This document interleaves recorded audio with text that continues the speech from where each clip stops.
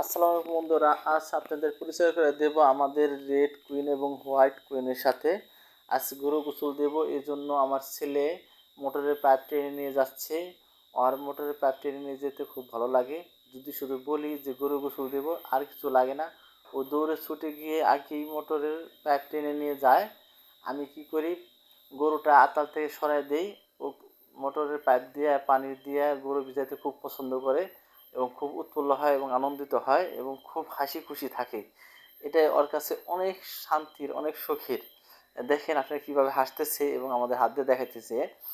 এটা ওর কাছে মনে হয় যে পৃথিবীর সবচেয়ে বেশি সুখের।